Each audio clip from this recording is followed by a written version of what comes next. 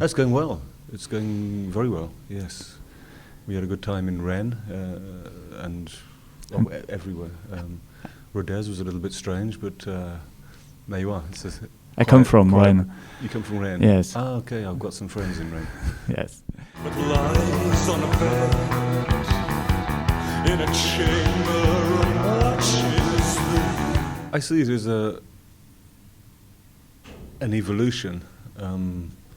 I think that's the one of the really important things about being in and also the trees. It's always an evolution. It's a creative evolution. We move on, and this is why we have never stopped, I think, because we feel constantly that it moves from one stage to another, and it's a sort of compulsion to find out where it goes next. I look back, there are a few periods things that we did that were not very popular with our followers, but they were necessary for us, and I think we had to go through these stages to come to where we are now. And I think we think, and a lot of people think, that we're at some kind of creative peak, which is unusual for a band that's been going so long to be to have this feeling and for people to think that about us. And the future, don't know. We wait to see what happens. It's we've just finished the one album. It usually takes us about 2 or 3 years to write an album, so we're not quite ready yet. But I think if it's going to happen, it'll come.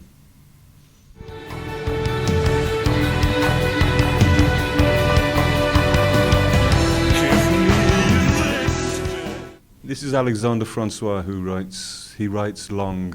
He's a specialist in writing long, in-depth articles about the music that he's passionate about, the music that he discovers, new music, and we're one of the first groups that he was really passionate about as a young man, and he's still a young man actually, but he wanted to write. We knew that somebody was going to write a biography about us at some point.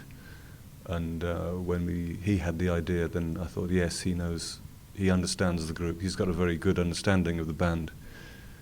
And so he started, and he's going to join us in a few days, and he'll be in the tour bus, and we'll be talking to him about the past and the future and all sorts of things. But mainly he's a musicologist. He's interested in the musical process and musical side of and also the trees, rather than our fantastically interesting private lives.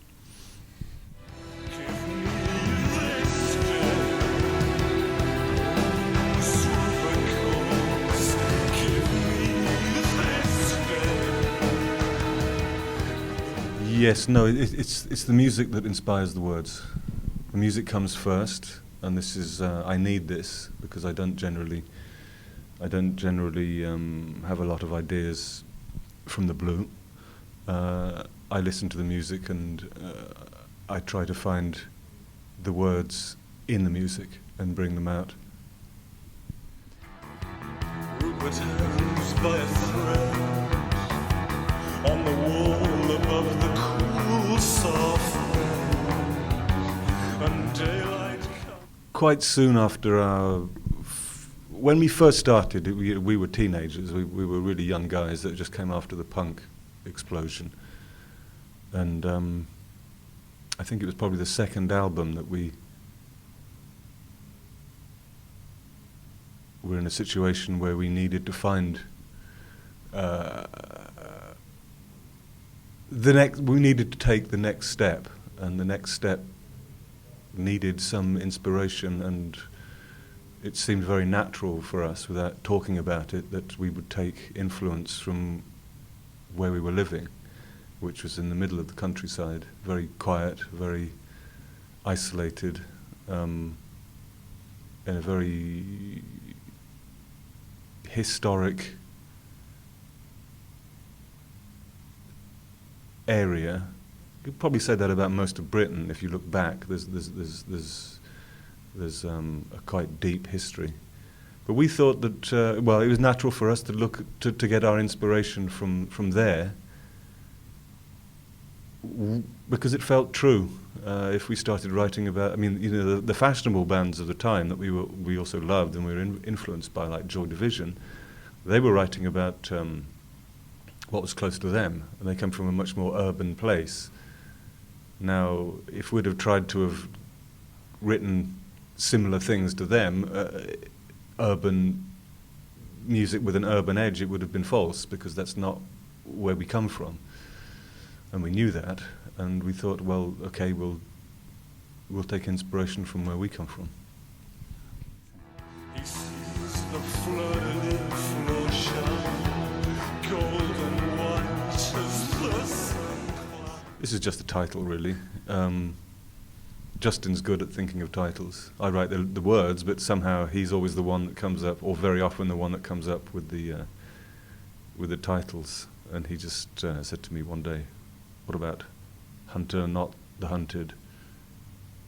And somehow it just fitted in with the one lyric that I was working on, which the lyrics for Hunter, Not the Hunted came first, and then I thought, yes, this is a good title for this. And then it also worked with the painting that I was thinking of using for the cover, which is from a Danish artist that I'd discovered, called Molla, yes. I'm a bit tired because I just did a concert. I can't remember his first name. Thanks. But it fitted in very much with that. The words "Hunter, Not the Hunted" are very full of imagery, birds and fish and creatures and the landscape. It's quite detailed, but this picture was very empty, and somehow it worked nicely as a sort of parallel.